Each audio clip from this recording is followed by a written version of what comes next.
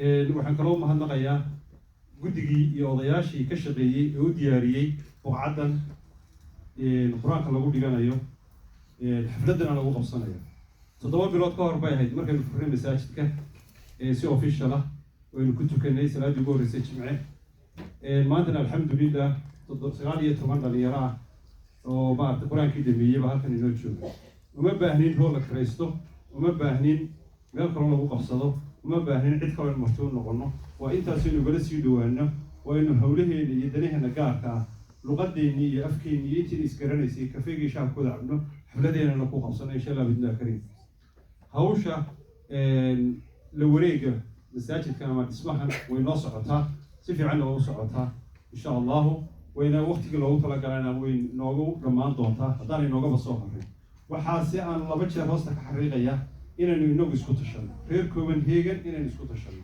ha noqoto meel kasta waxa la geed walba xasas kuwa hoos yaala meel walba masaajid wax looga ururinayaa magaalada tagtaba 2 kala jooga dhibaato kalena waxay ka timi xaggii sharciga marka waxaan leenahay in jeebkeenu ku xisaabtan maanta waa aragtaan natiijadii 7 bilood ka bacdi halkaynu marayno 7 sano ka bacdana insha Allah inagoo duminay oo ka dhisnay masaajid weyn oo la yaqaano barjeenaya arrinta sharciga ogolaanshihii inaynu noqono toosan way soo socotaa dhismahani alxamdulilah guri xaggana inagama xigo xaggana inagama xigo afarta jihaba waa wado inaga xigta reer deris ka cabanayo cid dacweynaysa cid buu maartay inagu keenaysa insha Allah ma hayno kamana uga qabno wixii yimaadee khalada ama ha noqdo qashin meel lagu daadiyay ama gaari parking khal loo dhigay ama qaybo yar oo soo baxday waxaasoo dhan waxa weeye si sharcigu baan ka yeeli intii taarkayo waxaan u baahannahay xoogiina maskaxdiina iyo garabkiina insha Allah haddana guddiga bisi tawxiid iyo odayaasha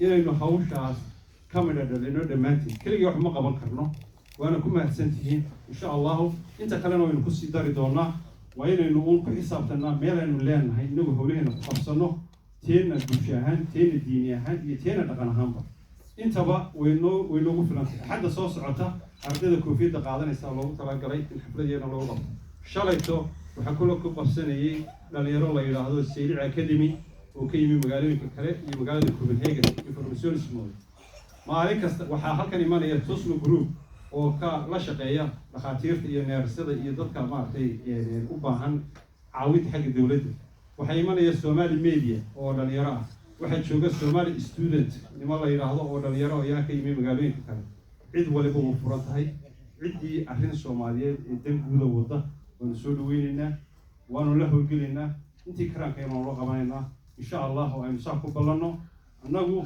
ku waarmayno halkan waxaynu uga tegaynaa wadaadaya waxaynu uga tegaynaa la isku hayo maanta af Soomaali baynu ka hadlaynaa laakiin 10 sano ka bacdi afdhaanish baa laga hadlaya waayo ma fahmayaan af Soomaali aynu soo saaro markaa jiyo luqad u doono ku hadleen isfahma oo diintooda dhaqankooda fahmay insha Allah aynu u sameeyno goob ay leeyihiin oo ay ku ilaashadaan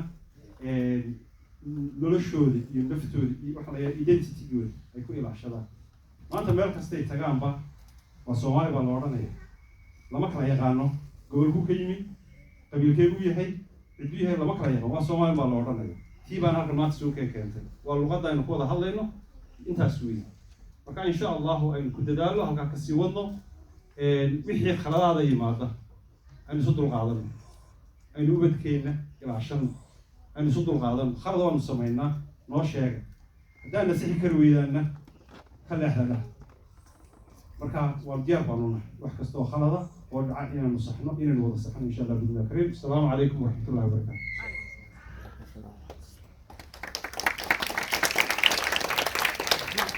الله فيكم جميعا لا غير كلمات كونها سن كل شقيا الله يقول بالإيمان جل يبقى نحن نقول إن شاء الله تعالى مع ياسين يا رؤيا كلمة هذا ولتفضل على ياسين قيمة باركينج باورتا باركينج ولد كده لاحق إن شاء الله تعالى باركينج وقارع إن شاء الله تعالى بسم الله الرحمن الرحيم صلى الله على سيدنا محمد وعلى آله وصحبه وسلم maanta waxa weeyaan waa farxad aad u ballaaran weeyaan ilaahay quraankiisa wuxuu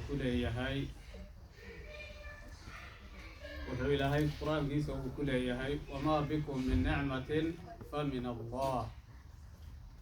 آية الإله وحوليه وأسبغ عليكم نعمه ظاهرة وباطنة ومن الناس. آية الإله وحوليه وإن تعدوا نعمة الله لا تحصوها. ما أنت وحاويان وفرحات بلاران ويان القرآن كإنت عندك إني ما أنت وحان ماشان كسو بندقني سقالي يطبن عنق وقرآن كدما يسي ما شاء الله. intii ka horreysayna in badan oo qur-aanka u dhammaynay baa jirtay oo dhammaysay laakiin ma annaan haysanin meel meeshan oo kale ah oon leenahay oon kusoo bandhigna ma annaan haynin ardadii aan qur-aanka u dhignay ean u dhammayna magaalada Copenhagen waa macallimiintaas qaar badan oo ka mid a wiilal iyo gabdhaba ilaahay baa mahadda iska leh waxaan u mahadnaqayaa waalidiinta ilmahaas soo saaray ee ilmahaas oon joogin bay-adiisii uu qur-aanka ku baran lahaa qur-aanka meeshan ku baray ilaahay baa mahadsan waalidiintaasina way mahadsan yihiin waxaa kaloo iyadu mahad ay gaadhaa masaajidkeena tawxiid iyo idaaradiisa oo intii uu hadda meesha ka furaa aan wada joognay wada shaqayn aad u qiimo badan ay naga dhaxaysay جزاه الله خيرا أخينا الشيخ سعيد عبد الرحمن يقولوا في سؤال بأمهات سيهين مركي هراء نقول إن القرآن كمارتي مسجد الخير البرية مالتي والبوحانوي من يسي الدعوة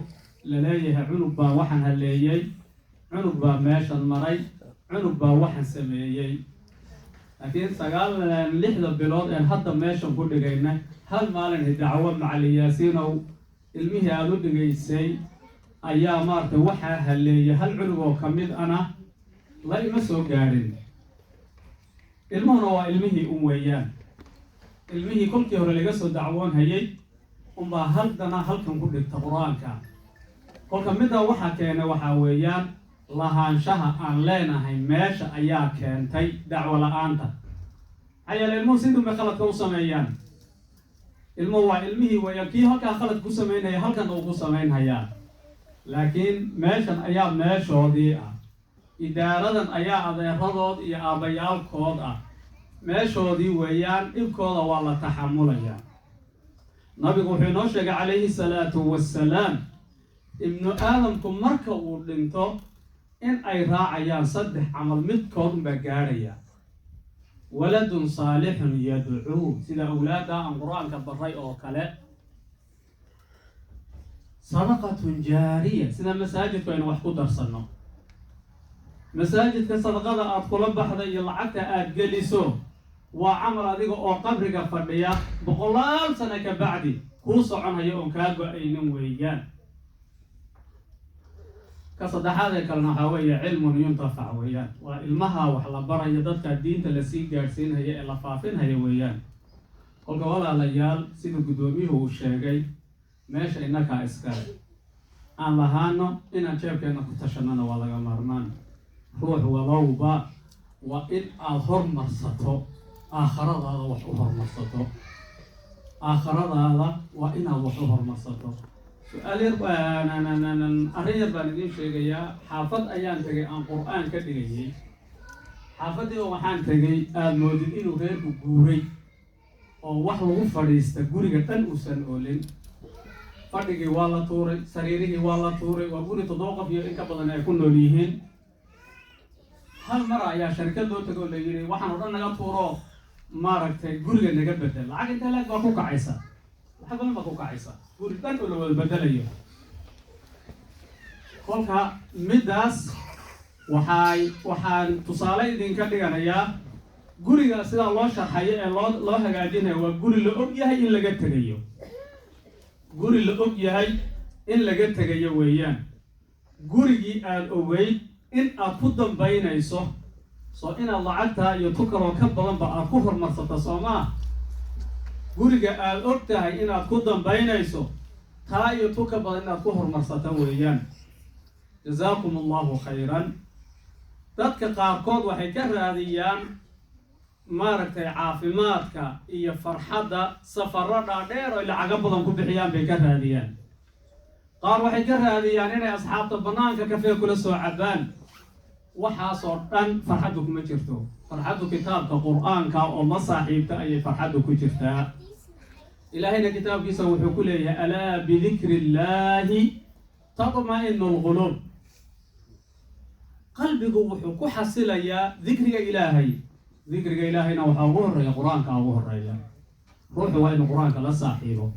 ilmaheenna qur-aanka marka aan barro waa inuu ina arko inakii kitaabka la saaxiib ah. adigii oo kitaabkii soo qaadaya, ilmihii markaas ayuu isagina qur-aankii u fududaanhayaa, qur-aankii uu jeclaanhayaa. haddee laakiin ilmuhu hadduu ku arki waayo adigii aabbaha hooye ahaa oo qur-aankii maaragtay aan la saaxiib ahayn, ilmuhuna wuxuu u arkayaa qur-aanku sidan oo kale wax loo maray oo meel la iska dhiga, meeshaa miiska la saaray oo kale inuu yahay. ilaahay aan ka baqno, awlaaddeena aan ilaahay kaga baqno. dhammaan macallimiintu way dadaalayaan, aad bay u dadaalayaan, jazaahu llahu khayran. ilmaha dhammaantood maskaxdoodu waa daki, waa dad maskaxdoodu furan tahay weeyaan. laakiin ha loo dadaalo, ha loo dadaalo, ha loo dadaalo, ha loo dadaalo. ilmihii la keeno labada maalmood ee sabtida iyo xadda waxaan wax dhigana waa labadaa la keeno, wuxuunbaa ka soo baxaya. kii taleefonkii iyo maaragtay dhinaca kale looga sii badiyana kaba sii daran. jazaahu llahu khayran. maanta waxaa weeye farxad ballaaran baa inoo taalla. farxaddaasina waxaa madax u ah maaragtay masaajidkeena madax u ah, sababta oo ah meel aynu farxadda hadda kor kusoo bandhigna maynaan hayn, saan horeba u sheegay. in badan oo kale oo qur-aanka u dhammaynay oo magaalada iska galay baa jira. in badan oo maaragtay dacwada iska sii wato ilaahay u hanuuniyena way jiraan. sidaa darteed ilmaheenna kuwa kale ee soo socdana way soo socdaan, kuwo kale oo badan baa soo socda oo maaragtay intan in la-eg ayaa laga yaabaa bisha 12 haddii ilaahay yidhaahdo inay iyadana aan xaflad u dhigno. bisheedana waxaa laga yaabaa intan 3 jibaarkeed inaan u dhigno haddii ilaahay yidhaahdo. sidaa darteed ilmaheenna aan ku ilaashanna meesha, saan u ilaashan lahayna waxaa weeyaan meesha inaan kharashkeeda bixino oon iswada garab istaagno. jazaakum allahu khayran, wasalaamu calaykum waraxmat ullahi wabarakaatu.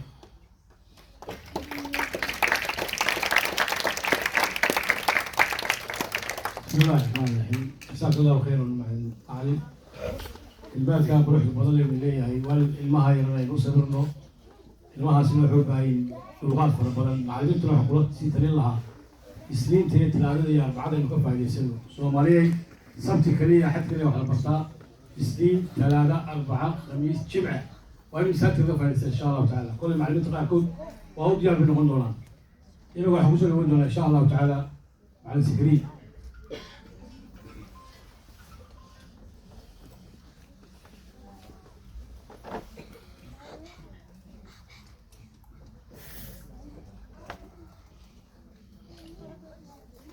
السلام عليكم ورحمة الله وبركاته. وأنا السلام عليكم ورحمة الله وبركاته. وأنا السلام عليكم. كل وحي هذا اللي وعد مع الياسين يا ناصر قريش إن شاء الله. ويحان الله هذا واحد وجن. وحكم هذا علمي إن شاء الله. بسبيجا طبعا مع البنت بعد البنت ماش كسر قبل شيء. وحي حلفتنا قبل قابل سيكون قبل قابل. وحان كلهم هذا علمي عرض القرآن كما إن شاء الله وحرك شيء المقام كنا بدل لها إن شاء الله. من صوتي إن شاء الله.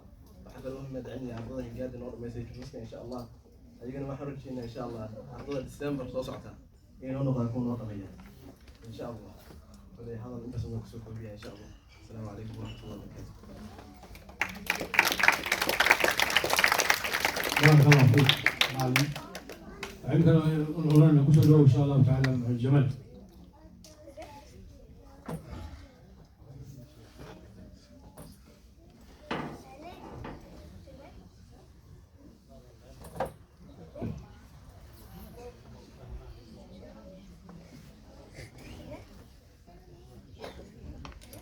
بسم الله الحمد لله والصلاة والسلام على رسول الله. Jeg snakker dansk, inshallah. Så vi har snakket nok somalisk. Så jeg prøver at snakke dansk. Min dansk er heller ikke særlig godt, så jeg håber, I kan forstå mig, inshallah. Først og fremmest så vil jeg ønske alle elever, de 19 elever, som er blevet færdige med Al-Quran, stort tillykke. Mashallah, tabarakallah. Det er en stor velsignelse for mig og for os alle sammen fra Allah subhanahu wa ta'ala, at vi har 19 elever i dag, som vi kan være stolte af. Det er en stor mål, vi har nået. Alhamdulillah. Og til moskeen også, mashallah. Vi burde alle sammen være stolte. Vores ulama, de siger, لا يتحدث الإنسان إلا بما امتلأ به قلبه. Mennesket vil tale om altid, hvad mennesket har på hjertet. Og alhamdulillah, at vi har 19 elever, som har Al-Quran på hjertet, det er en stor ting. Alhamdulillah. Allahumma lak alhamd. Lige opfordring til eleverne, inshallah ta'ala. Det er kun starten, bi'inillah. Det er kun starten. Vores mu'allimin, Ma'al Yasin og alle dem, der har lært os Al-Quran, de plejer at sige til os, at blive færdig med Al-Quran, det er kun den første skridt. Der venter flere skridt, inshallah ta'ala. Bi'inillah. Så vær også på det, vær opmærksom på det. I har nået et stort mål i dag, men der venter jeg nogle større opgaver, inshallah ta'ala. Er I klar på det, bi'inillah? Inshallah. Må Allah subhanahu wa ta'ala belønne jer, og må Allah subhanahu wa ta'ala beskytte jer og jeres forældre. De burde være stolte, inshallah, ligesom vi er stolte, inshallah. En lille opfordring til forældrene, bi'inillah bari. Stol på processen. Vi har 19 elever i dag. Og I har opnået det her, fordi I har stolet på processen, inshallah. Det har taget lang tid. Det vil tage måske flere år. Ma'al Yasin og Ma'al Zakaria ved bedst, de her elever, hvor lang tid de har taget. Men de har stolet på processen. De har stolet på Ma'al Yasin. Så det skal vi blive ved med, inshallah ta'ala. Vi skal stole på vores ma'alimin, og vi skal også kunne stole på eleverne, at de kan opnå det her, inshallah. Det er ikke svært at blive færdig med Al-Quran. Så stol på processen. Jeg har sagt det mange gange til mine elever og til mine forældre. Stol på processen. Fortsæt med det. Duk op. Selvom det kun er 2 dage, så kom i al-masjid. Læs din Quran. Selvom det kun én vers, du har gjort klar. Kom og læs, inshallah ta'ala, for læreren bi'inillah bari. Til sidst, inshallah, så vil jeg gerne takke moskeen og bestyrelsen. Som vi ved, de arbejder dag og nat for at holde lyset tændt, bogstaveligt talt. De har brug for vores hjælp. De har brug for, at vi deltager økonomisk og fysisk med at holde, moskeen ved lige, inshallah ta'ala. Så vi kan få, som Ma'al Yasin sagde, 19 eller 100 elever, som bliver færdige med Al-Quran næste år, bi'inillah bari. Så mange tak til bestyrelsen, inshallah, formand, jama' og så vil det en ting, inshallah ta'ala. Vi skal også lære bestyrelsen at kende. Ligesom vi har lært Ma'al Yasin og Ma'al Zakaria og Ibrahim og så videre, så skal vi også lære, hvilken rolle de her mennesker de har, og de foretager sig hver dag her i moskeen, inshallah. Og husk dem i jeres dua, bi'inillah ta'ala. Ikke kun ma'aliminta, men også bestyrelsen. De har brug for dua, bi'inillah bari, med det, de er i gang med for os alle sammen. Med det vil jeg sige tillykke endnu en gang, inshallah ta'ala, til de 19 elever. Må Allah subhanahu wa ta'ala beskytte jer. Assalamu alaikum.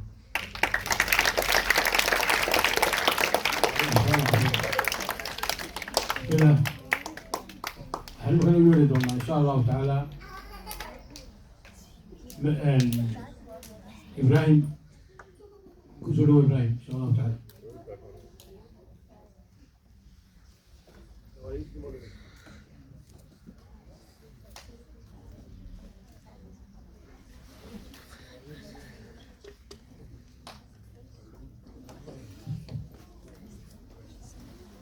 السلام عليكم ورحمة الله وبركاته.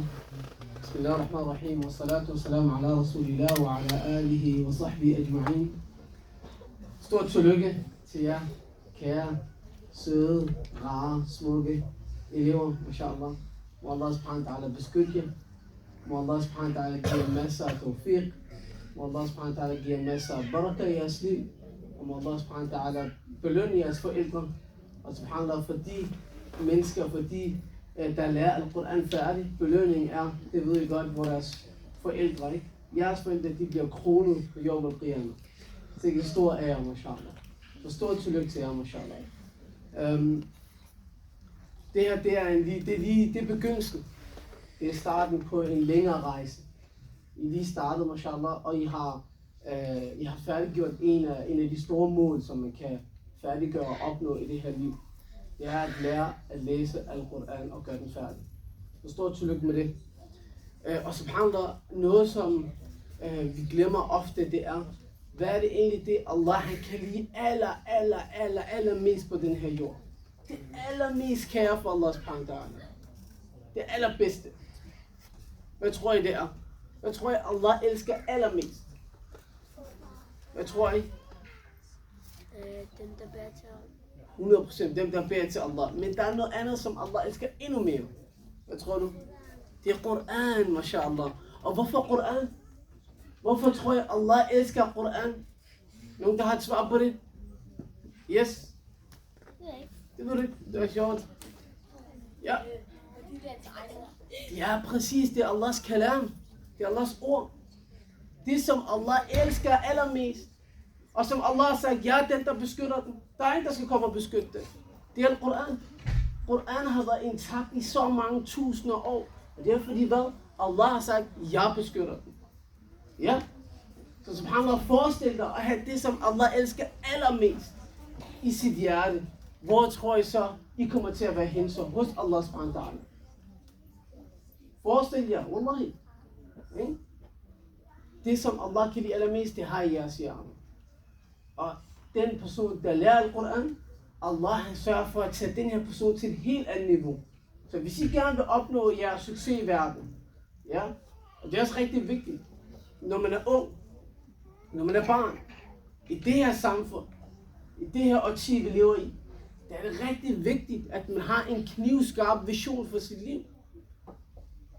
De mennesker, der er succesfulde på den her jord, det er mennesker, som har en knivskarp vision. Og hvis du ved, hvorfor du eksisterer, hvorfor du blev sat i verden, ja, hvorfor du blev sat i verden, hvorfor du trækker vejret hver evig eneste dag, hvorfor du går rundt med din hijab, hvorfor du har din skæg, hvorfor du går rundt og gør alle de her ting, alle de her ibadat, som nogle gange ikke giver mening. Hvis du ved hvorfor, der er ingen, der kommer til at få dig på afvejen. Selv Iblis, som lovede Allah, ja Allah, giv mig lov, bare giv mig lov til at få min straf på Yawm al-Qiyamah. Og så arrogant som han er, Allah giver ham lov. Læg mærke til det. Allah Iblis, som er lavet ild, blandt shayatin, ja. Han var i Jannah sammen med malaika og alle de andre. Ja, han har alt, hvad man kunne ønske sig. Han har et højt niveau, højt status. Men han var så arrogant, at Adam a.s. og Hawa, de spurgte Allah om tilgivelse, spurgte han ikke om Allah om tilgivelse. Han fortsatte med at være, arrogant. Og så siger han så til Allah, ja Allah, giv mig lov. Udsæt min straf på Yawm al-Qiyamah. Gør det helt, og Allah giver ham lov. Og hvad siger han så arrogant han er igen? Siger han, jeg lover dig for, at alle dem, som tror på dig, alle dem, som elsker dig, jeg vil få dem på afvej. Jeg vil angribe dem fra højre, fra venstre. Jeg vil angribe dem forfra, bagfra. Jeg vil komme med alle de tænkelige strategier, der nu kan være, for at få dem på afvejen. Og så siger Allah hvad? Den jeg vejleder, kan ingen vildlede. Du kan gøre lige, hvad du vil. Men de mennesker, som jeg vejleder, som jeg giver hidayah, der er ingen, der kan få dem på afvejen. Og en ting, man kan gøre for at beskytte sig selv mod Iblis, mod shaitan og alle de her ting, han kommer fra og laver, de her små drillerier, ja, det er ved at have Allahs ord i sit hjerte. For hvis så er man beskyttet, af Allah, ikke af sin mor og far, ikke af sin bedste ven. Og vi ved, hvad der foregår lige i øjeblikket blandt vores unge mennesker, som føler, at de har brug for beskyttelse, og så går de rundt med kniv og det der andet. I følger med, at der er rigtig meget knivstikkeri. Er det rigtigt? 14-årige, 15-årige osv. Og mange gange, når jeg taler med dem, hvad har fået dig til at gå rundt med en kniv i lommen? Jamen, det er fordi, jeg skal føle mig beskyttet. Hvad mener du, du føler dig beskyttet?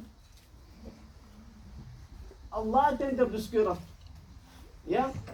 Så en ting er, for at vi kan modstå den her fitna, der er i det her samfund, vi lever i, som unge piger og drenge, som forældre, så skal vi have Koran i vores hjerter. Så det er nummer 1.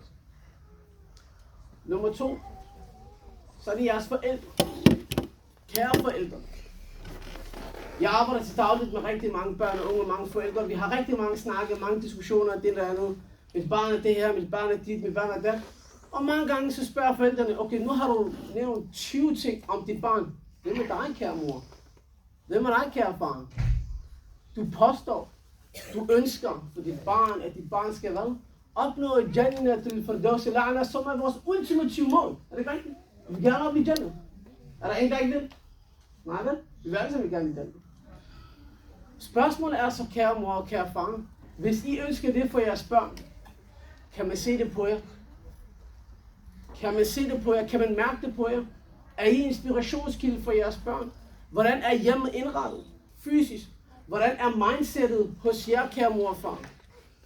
Og man siger altid, man kan leve et ustabilt hjem, altså hvor økonomien er lav, der er krige rundt omkring, der foregår alle mulige ting. Men hvis de 2 søjler i hjemmet er stabile, så skal afkommet nok blive stabil, inshallah. Proven method. Proven method. Og som alle, de plejer til at sige, der er ordsprog, som somalier, de bruger rigtig meget. Hvad er det, de siger, ratige dambe, ulhura, ratige kharisan qadkiisa. Er det rigtigt? Kære forældre. Ja. Hvad er det, de siger? De siger, at de bedste heste eller kameler, eller hvad end vi kan bruge eksempler, de følger de forreste kamelers fodspor. Så kære forældre, I er de forreste rati. Eller, ikke? Så sørg for, kære forældre, læg vejen for jeres børn, således at det er nemmere for dem. Læg vejen, bane vejen for dem. Og vi, wallahi, det her samfund, jeg tror på, wallahi, jeg siger det til jer forældre, kære somaliske amur og khaltuer, jeg er det, man kalder for en sort somalier, eller en sort dansker, undskyld. Og det er vi alle sammen. Vores hudfarve er somalisk, 100%. Men jeg kan love jer for, hvis vi bare dykker en lille smule ned i jeres kultur, jeres mindset, jeres vaner, jeres rutiner, og endda, som Sheikh har sagt til mig på et tidspunkt, spisevaner. Vi spiser ikke sammen som vores forældre. Vi står ikke op til at høre, vel? Eller anjaro. Det gør vi ikke. Det er ikke altid. Det er ikke vores favorit i hvert fald, er det rigtigt? Morgenmad, lørdag. Ja, når du stopper om morgenen, du går ned ad trapperne, der dufter ud i køkkenet af anjaro eller hør, og masha, og du ved, salit, sukker. Ja, det tror jeg ikke. Men jeg ved i hvert fald, hvis jeg spørger jeres forældre, de har taget den til next level. Det er ikke bare pandekager med sukker og olie. Det er også med odgar eller muhammad. Ja, kamelkød, ikke? Det ser vanvittigt ud, når de begynder at spise det der. Men det er vores forældre. Og det er rigtig vigtigt, på trods af at jeg siger, at jeg joker med det.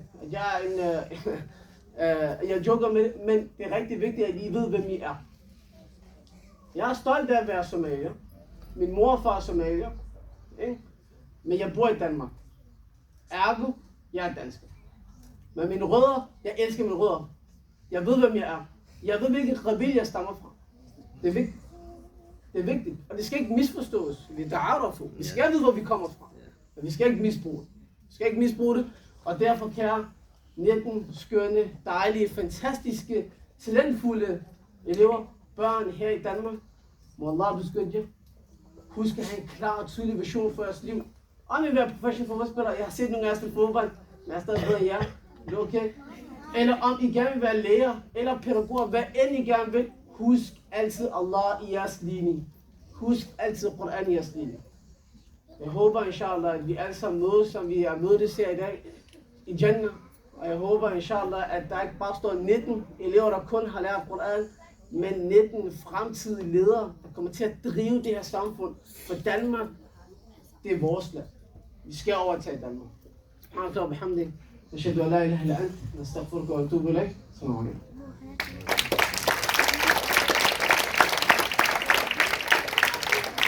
إبراهيم جزاك الله خير إبراهيم الله بركيه sida fiican iyo adulkee ugu tala gashay dhalinyarada baraarujinta imikana waxaynu haray insha allahu tacaala mahdi faysal isaguna wuxuu naga yimi imanka madiina jaamacatu madiina u dhitaa oo dhalinyaradii halkan isaguna wax ka baratay maska tawxiid insha allahu tacaala markaa isaguna maanta wuxuu noo wada baraarujin xagga dhalinyarada quraanka dambaysa khaasatan inuu la hadlo markaa fariiqafadal mahdi.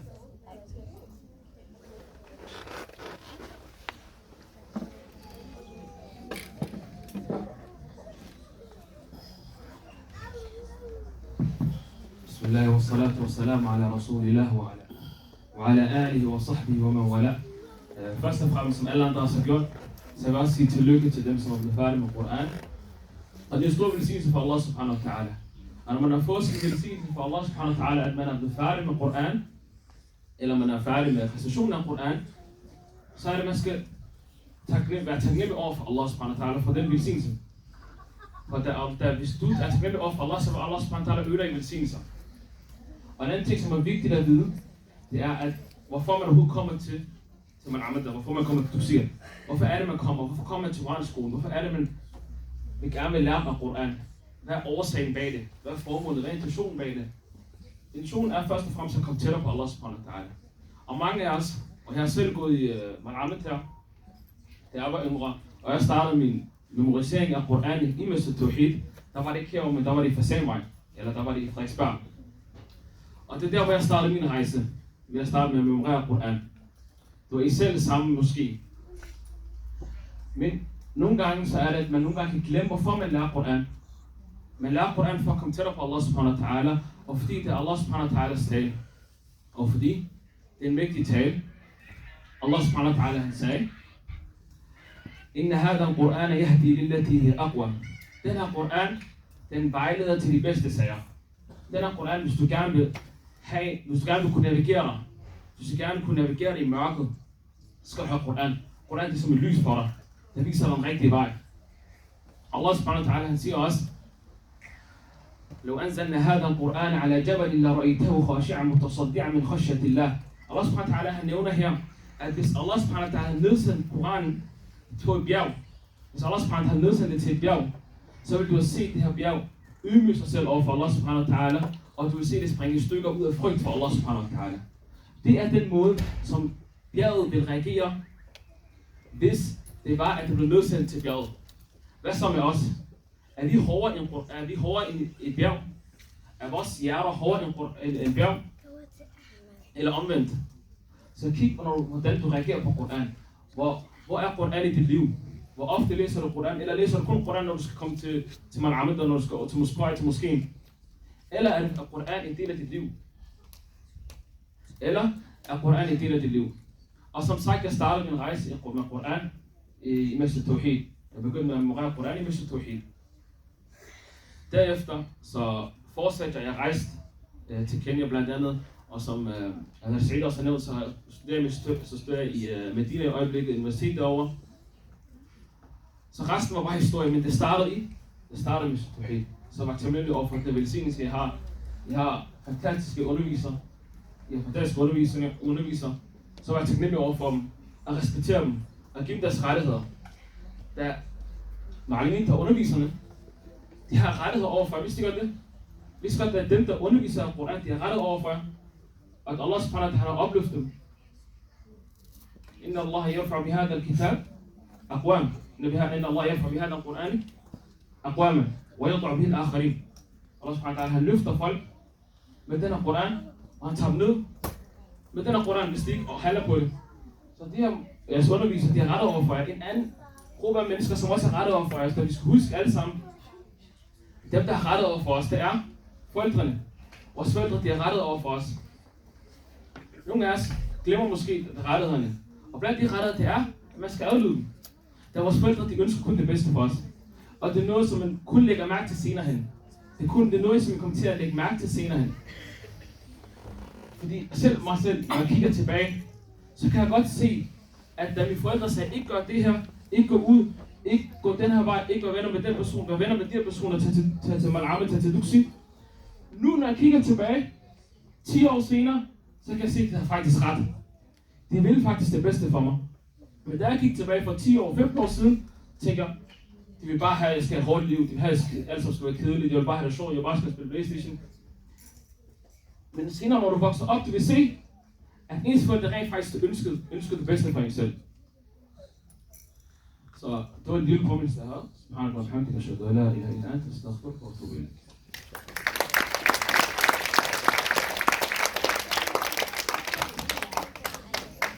المهدي الله بركيه ومستقبلك مسجد التوحيد ان شاء الله تعالى جماعة دي سيلو بحباب ومهري ونقول على شيوخنا مركزك ان شاء الله تعالى يلي غاك لبرن هذا الشغلات dadka waaweyn iyo dhalinyaradu isku mid maaha jiilkan maanta aynu joogno inay iyagu isfahmaan wax isbaraan baa wanaagsan insha allahu tacaala waayo ninkan weyn iyo odayaasha waaweyn dhalinyarada inta badan isfahmi maayaan haddii la yidhaahdo imankana waxaan u yeelayaa xanaan soo kac halkan istaag barnaamijkaaga halkan ku istaaga qofkaan u yeernay insha allahu tacaala waa inu halkan yimaadaan kamaradii baa soo socdaale allah ku barkeeya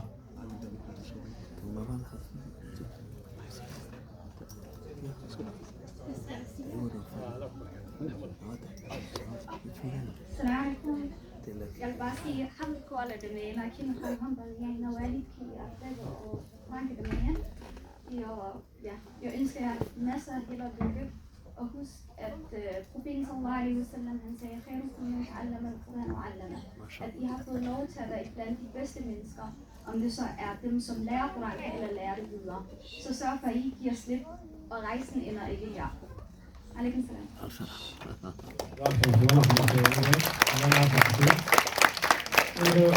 إن شاء الله تعالى والدك غير كاملة فاطمة سليمان هل كانت إن شاء الله تعالى الله يبارك جلو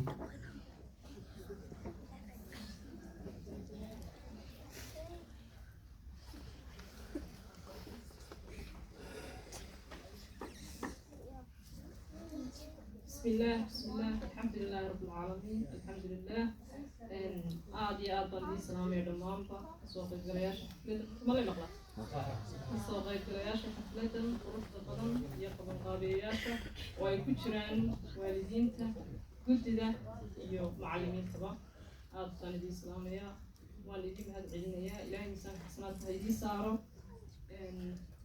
waxaan kala oo hambalyeynaya ardaydan quruxda badan ee halka fadhida waxaan leeyahay hooyooyin habaryarooyin eedooyin ilaahay ha idinku asturo quraanka barateen annagana ilaahay ha naga dhigo waalid ku dadaala oo ilaahay jidka toosan ku toosiyo inay ubadkooda ay ku intaa kusoo tabcayeen inta ka dhiman u dhammaystiraan waxaan kale oo aan idinka codsanayaa dhammaantiinba kasoo qaybgalayaasha xafladda anigoo ka faa'iidaysanaya munaasibadan quruxda badan inaad noogu ducaysaan inoogu wada ducaysaan dhammaantiin waalid baa tihiin nas inta ugu badan saan filayo 90% waalidiin baynu wada nahay inaad u ducaysaan guud ahaan iyo gaar ahaan carruurta iga raali aad weligii maanta taagno waya waxaan ku daraya inta macalin yaasiin iyo macalin axmed macalimiinta qur-aanka aanu kala xiriiri jirnay ee inta waddanka noo soo waday waxaa runtii fursad mudan xusid mudan 6 sano oo 2 bilood ka dhimantay oo anigu ku xidhnaa 6 sannadood ee 2 bilood ka dhiman tahay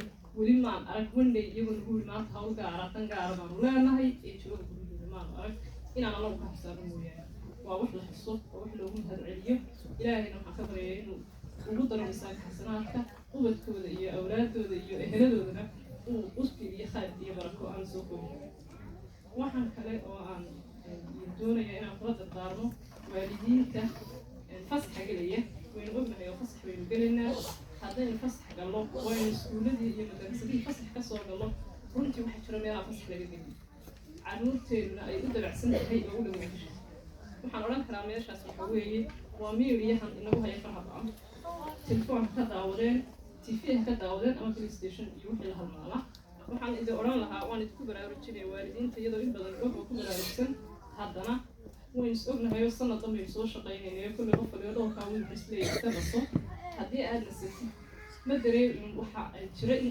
aynan dad badani ku baraarugsanayn saamaynta uu ilmahooda u geysan karo fasaxa ay meeriyaha u heleen waayo haddaad adigu fasax gashay oo shaqadii fasax ka soo gashay iyagu ka fasax kama geliyaan ee fasax bay u geliyaan hadday fasax u galaanna dhigasho kuma dhimi jirto hadhowto waayo maskaxda bini aadamku waxay u samaysan tahay qaab wax tareerin gareeya مثلا هذا قف تضرب مع الموضوع يستحق وسمايو واحد اسكميدا حلو اسكميدا سمايو لقص بقى إيمانية أفريج طبعا عشان هذي قاعدوا واحد نقطع إنه قف وحي أباح طبعا أوتبو هذي كاري لو عشان 10 صدق ويل قاعدة ما وحي هو النقطع سيدا الشيء ضد بدنه طيبها فتح الغاية شيئين أما سي أنا أخويي أما سي بيطلع لخدام إنه قف النقطة وحي نرش بحمد الله أفرتي وشلتي وجوفي صار ماذا يعني سكولة دي ماذا وحلاقي على السنة كلام كل سوق اللي يجوا كم عملي dabeecad ahaanna ilmihii ay kugu adkaanayso inaad ka soo celisid oo aad tidhaahdid hadda fasli waa isku wadha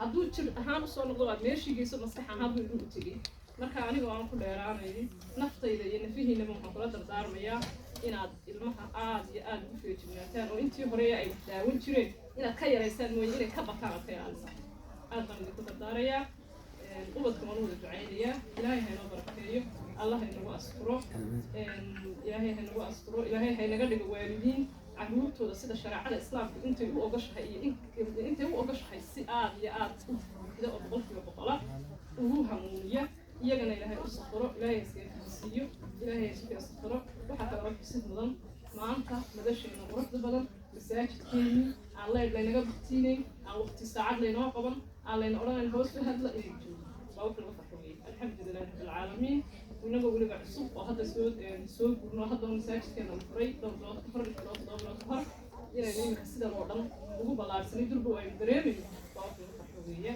ilaahay haynaga dhigo kuwadkooda dhaxal uga taga mid odhaaheed iyo mid taaban karaba kuwa uga taga allah haynaga dhigo ilaahay haynoo safro waa hayna kahasiiyo macallimiinta gudida iyo waalidiinta mar labaad iyo mar saddexaadba waan u mahad celinayaa waana soo dhoweynayaa wada mahadsantiin intaasaan ka odhanaya anigoo ku hadlayay afka waalidiinta iyo gudida madarasadaha iskuul qaybtooda asalaamu calaykum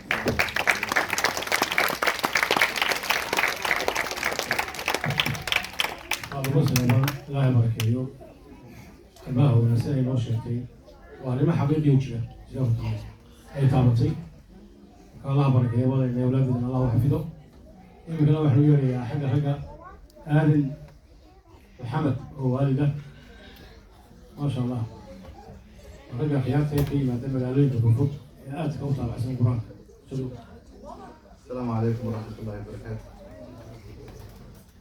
waa kuma aad baan ugu faraxsanahay horta meesha maanta qur-aanka dhamaysan hambalya baan leeyahay waxaan kaloo aan usoo jeedinaya ammaan maamulka iyo macallimiinta inta badan iyo waqtiga ay geliyeen walaalayaal waxaan ku noolnahay adduun si kale ah marka waxaan keliya aan uga bixi karnaa waa inaan iscaawinaa aan isku duubnaanaa aan keli ahaanta aan iska ilownaa midda kaleeto walaalayaal waa ujeedin waxa ugu yar oon faa'iida aan ka helna masaajidka maanta ubadkan wax ku dhameeyo quruxda xorriyadda aan meesha ku fadhino walaal waxaan idinku dardaarmayaa in aan isku duubnida ku dadaalno saan u hanan lahayn gurigan qeyrka badan kolley annaga waa tagnay ubadkeena uga tagno meel ay ku raaxaystaan ay ka faa'iidaan oo qur-aanka ilaahay nagu faafiyo asalaamu calaykum waraxmatullahi wabarakaatu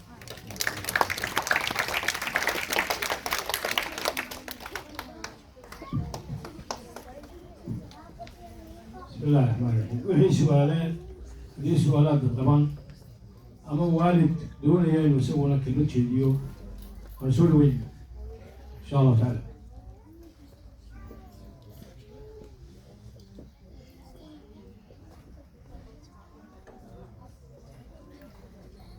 وحي سؤال هي إن شاء الله تعالى رفقنا ولو يبدونا أما إذا رد هلا وديو أما معلمين تلفتوا هلا وديو أما وحيالا بدل السودينا وفي عنتها السيرة مكية وهم على الفرحات إن شاء الله تعالى إن السودينا دو في عنتها إنه ممكن إنه السورة صافي إنما أنتهي ما شاء الله تعالى وإنه هل هدف لنا هاي مانتا سيدا نحفل له قبل هذا هدف لنا هاي لأن يرى لما يقال إيجاد لما يقالنا وراك لما يقال رفضل تفضل لما أنتهي ما شاء الله محاد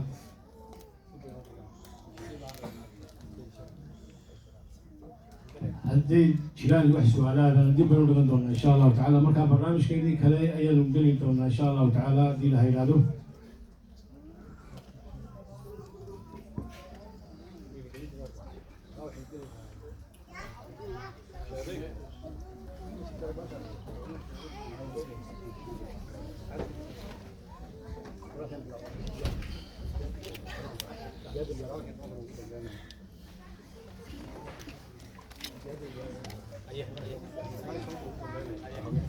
imika waxay bilaabi doonaa insha allahu tacaala higaada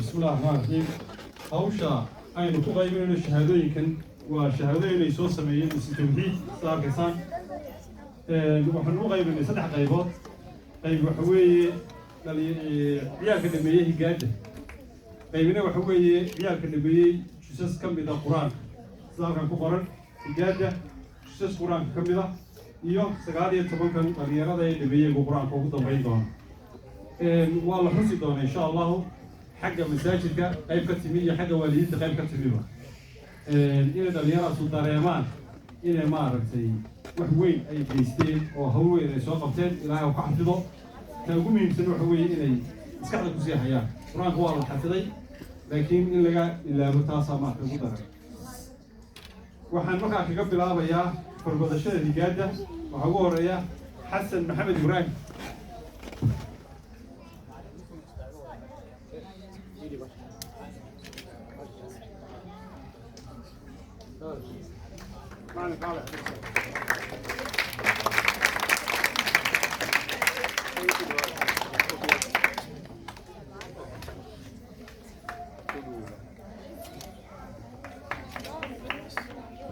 حسن wuxuu ka mid ahaa ardayda hore higaada insha allah soo quraan ku jira laakiin maanta waxaa la siinayaa shahaadada ka maqleen insha allah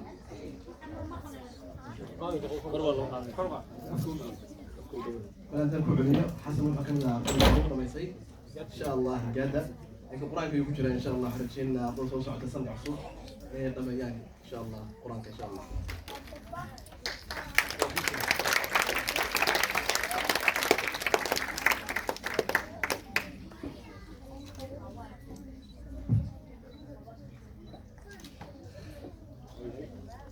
waxaan u yeedhayaa nadiifo maxamed xuseen nadiifo maxamed xuseen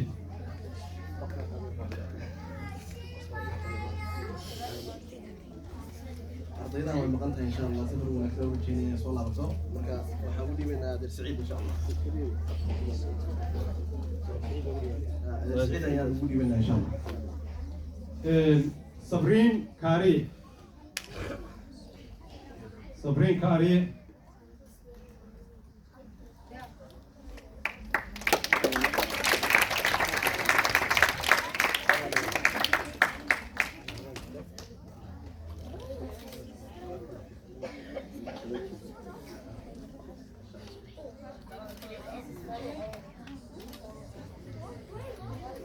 ويقول يا زينب عثمان اسماعيل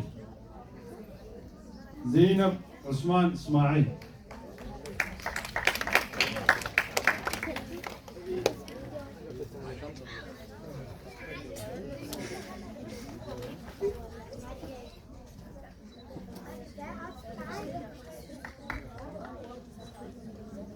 يقول يا يونس محمد شيل عبدي يونس محمد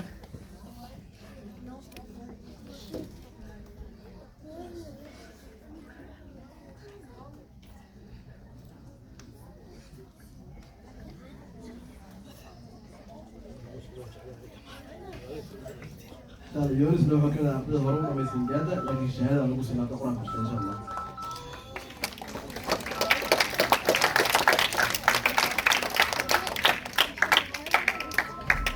intaasi waa intii gaada waxaan imika u gelayaa ciyaalkii ama dhalinyaradii dhameeyey jusaska qaybo ka mid ah jamaal khaalid oo dhameeyey 2 jus wuu maqan yahay ardaygaas waa maqan yahay cabdiraafi farxaan axmed jaamac wuxuu dhameeyey 4 jis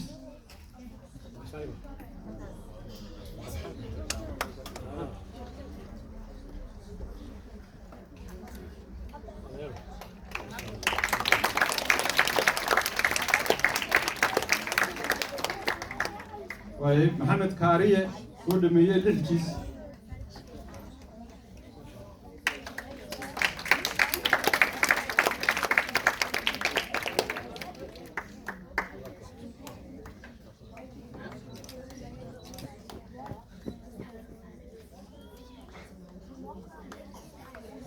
عباس محمد إبراهيم ودمية سياتجيس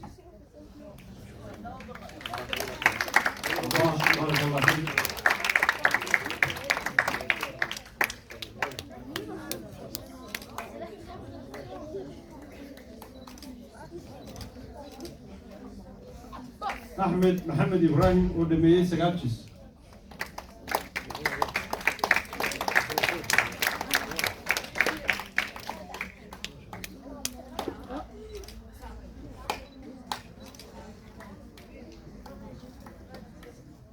وحبيبي سمية عبد الرحمن يوسف ودمية سيد توماتشس. سمية.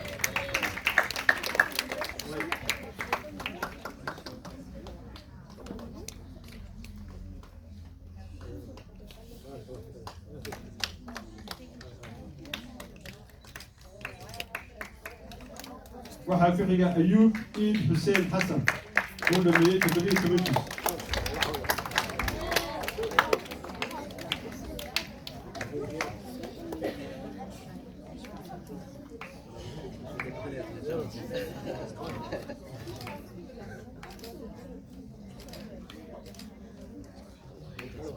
waayo intaas waxay ahaayeen ubadkii dhameeyey higaada iyo qaybo ka mid ah qur-aanka kariimka iminka waxaynu u gelaynaa 19 dhalinyarada ee dhameeyey qur-aanka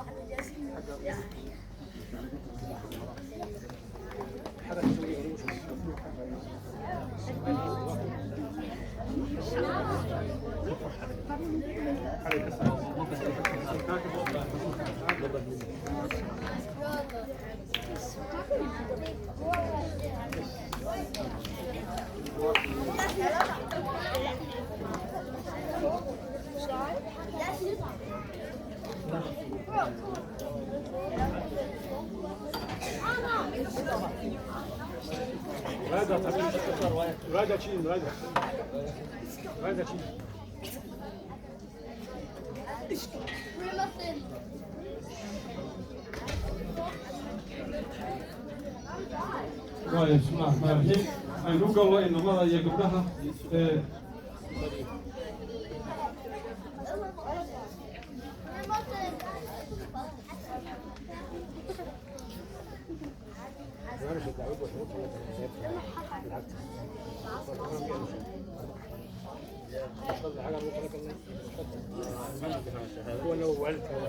bismillaah rahmaan rahiim ubadka dhameeyey qur-aanka kariimka waxaan u soo diyaarinay shahaado masjid tawxiid u soo diyaariyey iyo hadiyad aan ugu soo xidhnay galkaas oo lacaga waalidkuna qaybtooday ka soo diyaariyeen intaa waxaa dheer markay noo dhammaatay xafladdu dardaaranka iyo maaragtay iyo wixii dambe iyo wixii su-aaliyey cuntadii iyo cabitaankii xagga hoose iyo xagga sareba maaragtay qaybaha aan masaajka dhexdiisa ahayn lala tegi doono insha allah ilaa inta casirka laga gaadhayo waxaan u yeedhayaa axmed maxamed maxamuud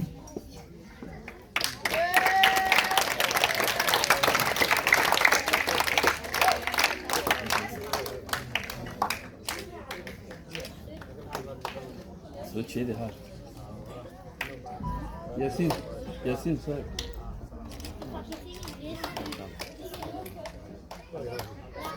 يوسف عثمان يوسف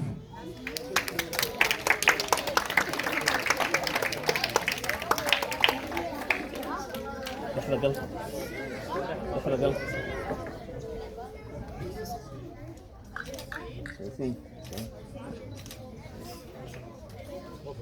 عبد الرحمن اسماعيل فارح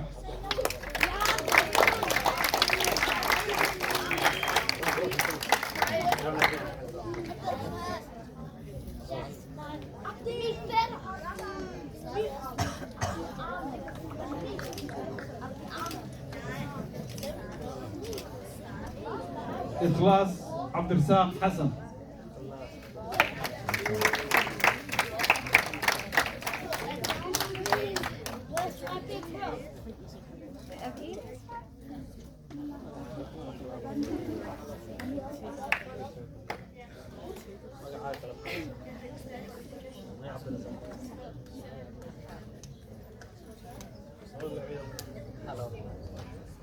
نصعد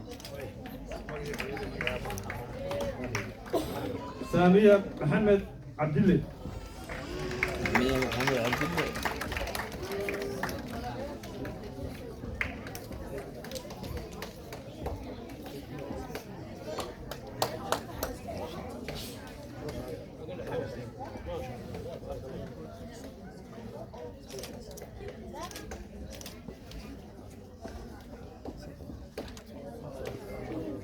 أركسن عبد الله أحمد.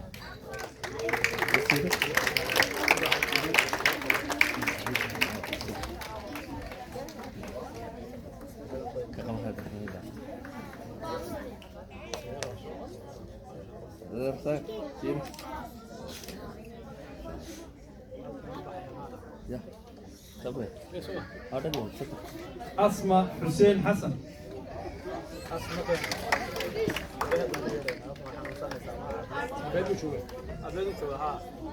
inantaasi waxay xanuunsanaysaa ha loo duceeyo ilaahay caafimaad degdega inuu siiyo maaragtay inta gaadhida dembi dhaaf ha uga dhigo aabaheed baa u guddoomaya xuseen xasan odayaashii masjid ka mid ah jazaaka allah khayr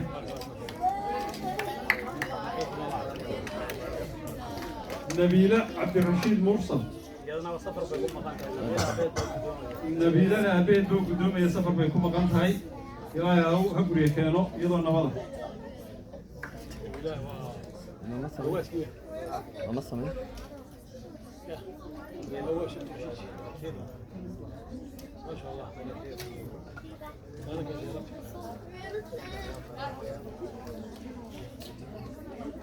وايد مريم عمر عبد الله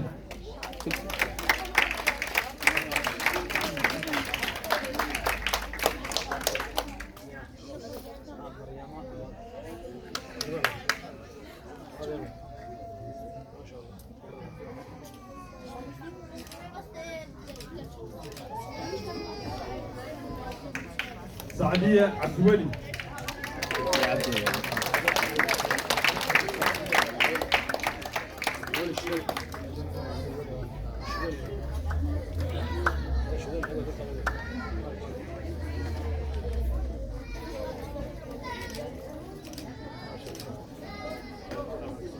منيرة عبد الرزاق حسن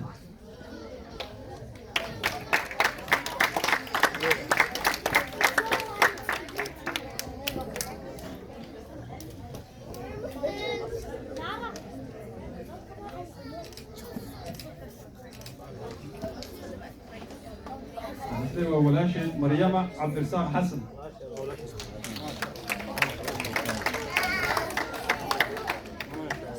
اور في سوق الضيبه رتيق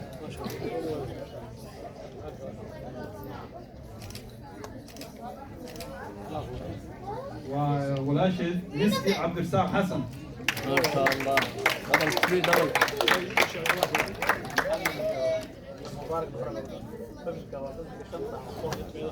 وصدق لي قبلودي اللي بدي ويلو كوريجي إلهي فملك عبركتيو قرآن كان إلهي فحفظه والدينتي كده ده شيء معلمينتي هنا إلهي ما أختي سلام كهوصان يسرى يوسف علي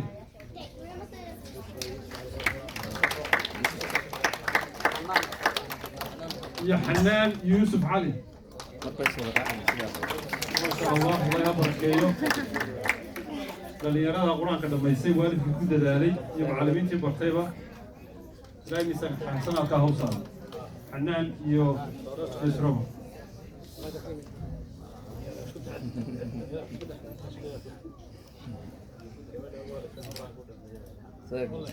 ياسمين اسماعيل فارح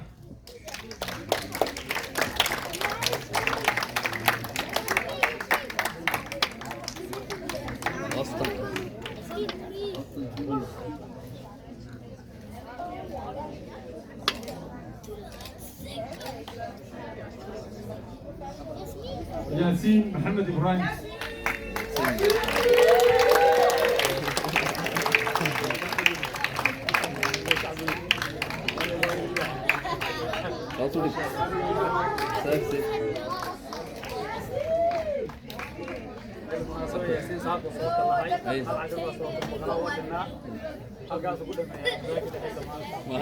عشان في جدا بين وما تدري وكسوك الله هاي سيان وجهر انتيم كاس والسود ذلك لا يبركيه يوالكي سوي كليه ويا سليسي عبد الولي وأبيه اللباب عبد الولي إن شاء الله يتكلم إلهيها برانكا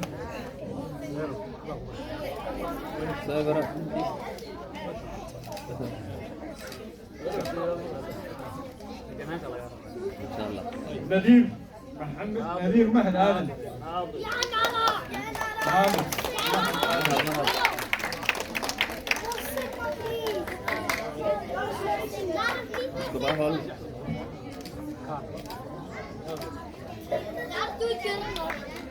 وسكالي تمكي dhalinyaro intaasay noogu dhan yihiin macali yaasiin haddii uu odhanayo kelmadda daara ugu dambaysa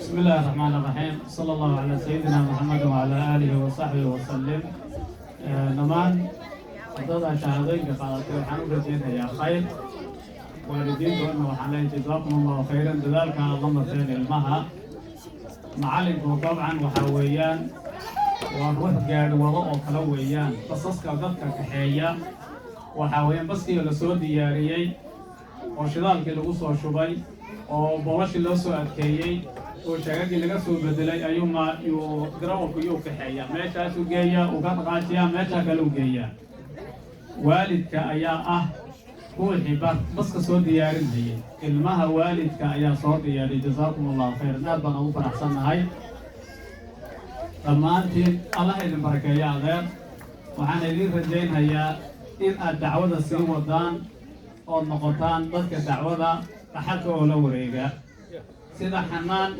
هي نعيمة وكله زكريا وجمال الجلد يكون رئيسي القرآن كما يشوفوا براتين ويان جزاكم الله خيرا إن قضيتان أيالا بكربا قرآن هو حويان وإنه روح الله صاحب القرآن جوان دميي محاهدنا قرآن أفتق لإليه أيضا قرآن جزاكم الله خيرا وحكا عذر داران هي المهنا جلاسكا مع الأحمد مع الياسين جلاسكا والله المهي مارتين القرآن كنا بيسمى شهادوين كالسيناي كي جاد الميي كي شن يتمجس الميي كي سداد يتمجس الميي وحاجر جروب مارتي أي ورد من تا قرآن كسدح جزء ولا جزء ورد من تا هاي أو كميديا هني قالوا آدم أحمد ناصر وكميديا هاي آدم أحمد ناصر وحاول من صدح سرور القرآن فورد من هي جروب لمدا هدي إلهي إلهه كل جروب كاس وحنا لا هاي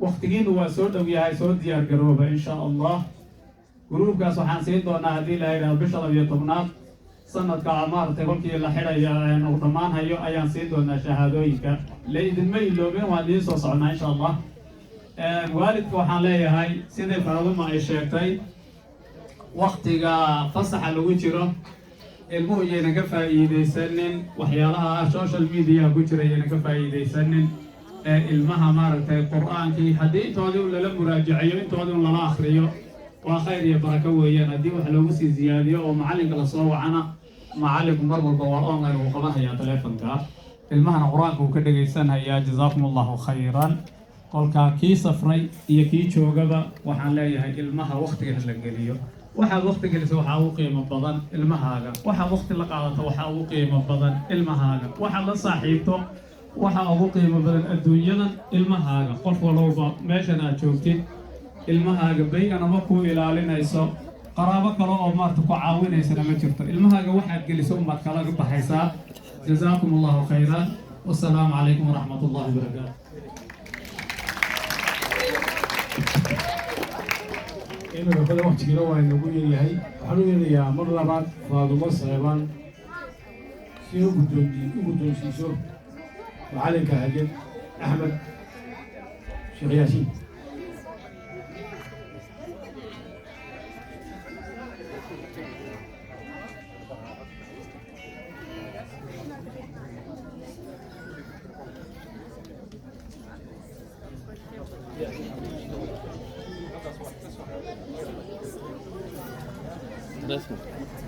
بسم الله السلام عليكم ورحمة الله وبركاته again mar labaad waxaan siinayaa macallinkayga haddii aan laga talagalay oo aan naga mudnay marka hal uu soo qaado haddana waan siinayaa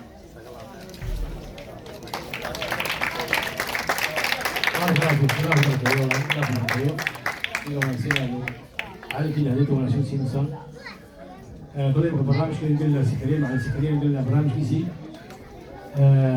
ودول يعني بيجيلو إيرانا هديت كوبان وكان قاعدين نشاء راشي يقولون إن شاء الله تعالى. halkan waxaa lagu soo gudbiyey ciyaalkii ama dhalinyaradii macalin sakariyey wuxuu qur-aanka u dhigayey hadiyado ay waalidku usoo xidheen waa in la ixtiraamo dee waalidkii maaragtay oo la yidhaahdo ilmihiinii waanu gaadhsiinaynaa in intayadii aanu soo diyaarinay iyo intii macalimiin soo diyaarin la bixiyo maaha waalidka laftoodu in waqti la siiyo oo la bixiyo waxaan ugu horaysiinaya iimaan maxamed shiil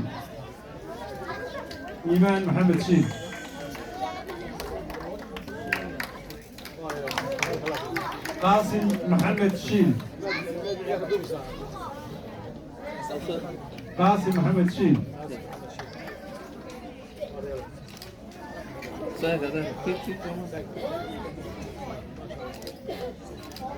يونس عثمان اسماعيل بهر يونس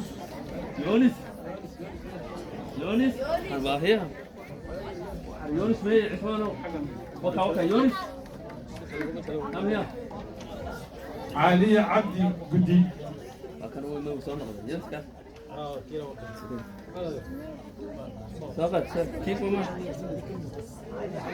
سر كيف يونس إيه علي عبد قدي كيف ما أنس آذن علي يا أميرة آذن علي أنيسة يا أميرة ما شاء الله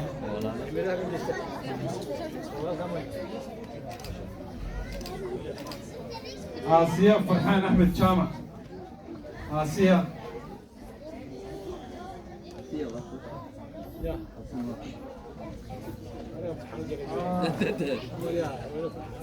ciyaalka badankiisa sheekh saciid way siqaaniin waayo intay dugsiga joogaan iyo intay xagga ku ciyaarayaan iyo bannaanka iyo inta way sarkeen isxaaq iyo isra oo walaalaa isxaaq iyo isra ما شاء الله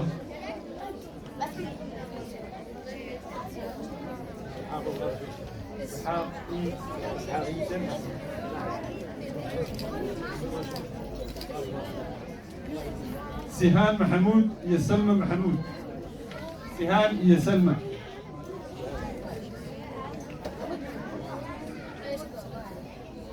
سهام يا سلمى سهام يا سلمى صوص على بيتي وانا حاجه كلام على السبان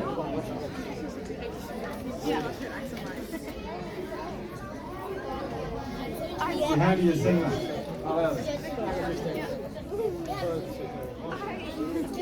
كيف قبصه كيف وماي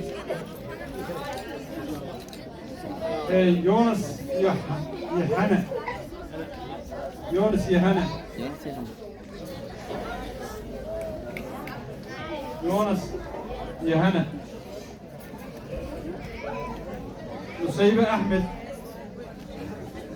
مصيبة أحمد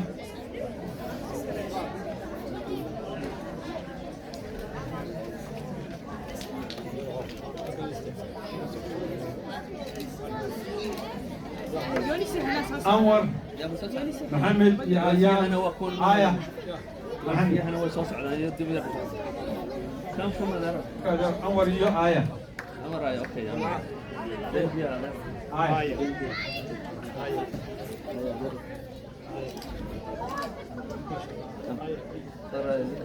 ترى لابد محيها يونس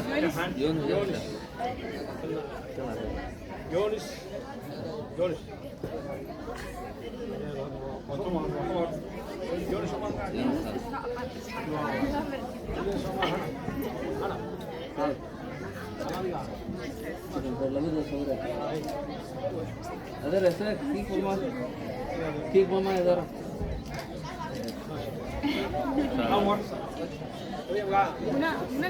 مونا بالي مونا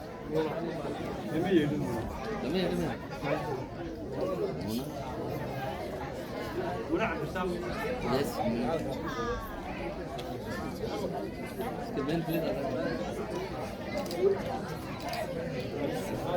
أول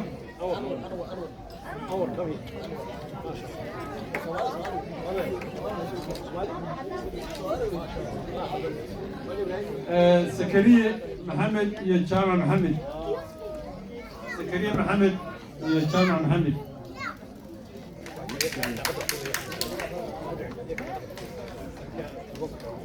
daaqadaha ciyaalka laga dejiyo waa laga ilaaliyo way furmi karaan أحمد نلقى ولا بحسين تقبل عدد جراش هذا أحمد جراش هذا عيال تقبل وأنت هذا صافر بلال عبدي يا كافي عبدي بلال عبدي يا كافي عبدي ما شاء الله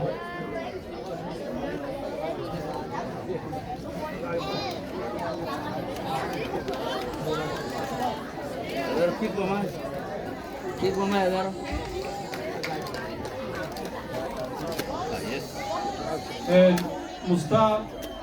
مشتاق يا ياسر مشتاق يا ياسر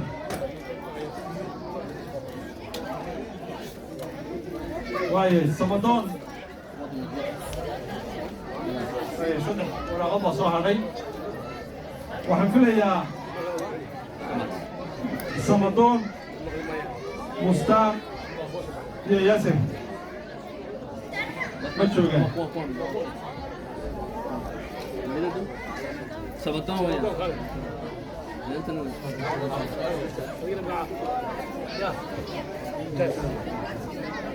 ما يرسل لك هذا يرسل بنت أول استعلام بس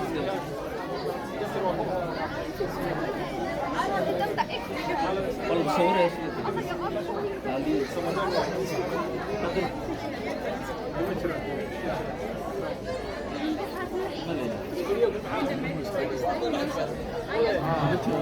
waayahay intaasi waa waraaqihii iyo hadyadihii iyo shahaadooyinkii iyo dardaarankii hadday jiraan wax talo ah ama dardaarana ama su'aalaah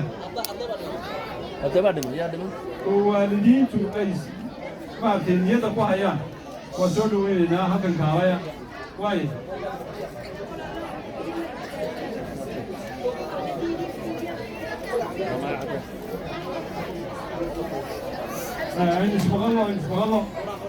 aynu ismaqalno waalid baa su'aalo qaba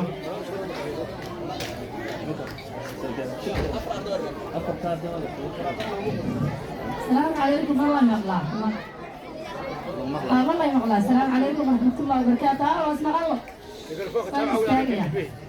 السلام عليكم جماعة والدين ما شاء الله تبارك الله مبروك بالله إنك أولاد يدين القرآن كدمية الحمد لله رب العالمين الله يا مهد سكال اللهم صل على سيدنا نبينا محمد مركة كورة هل سؤالا يستاهل الماء واسح والد كان وحبره لكن كو هلك معلم عايش قبل الله بين الوضع ما يلا وحبره كأننا بهرنا نقول عليه يعني كل يوم ونكفر أحسنها هاي يعني مين تعال إلى الشروق ما شاء الله تبارك الله قلبي تبع علومي ولكم غير كويس الدين تاسع ليش مستعجل معلمين كحكسدة والد وحكسدة مع جد جو نحكي لبلا معلم عروسة وحقول لي أنت كلي اللي تشوفه أنا إن شاء الله أنا لو سير هذه حلقة نروح على المسجد جامعوا أفر بعد ما تخالف وصلوا يتدارن إن شاء الله وإنه تجين دونا في راي ما في نلقى رمضان إنه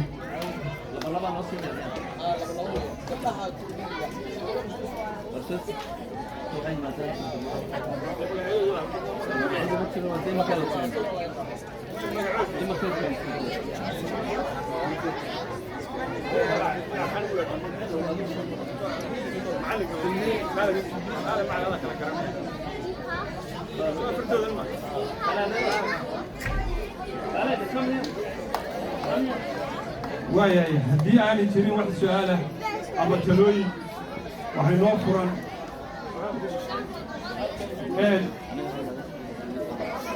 بسم الله الرحمن الرحيم وطبعا ونفسين إلى الصلاة مغلوة في عطها دمانتين ولي هنبوش الله جبدي ونبوش الله كان دارم في dadkana waxaanu oranaynaa wixii dardaaran sida gabdhaha shaqada dardaarmayso in la sadaqaamo waa waajib saaran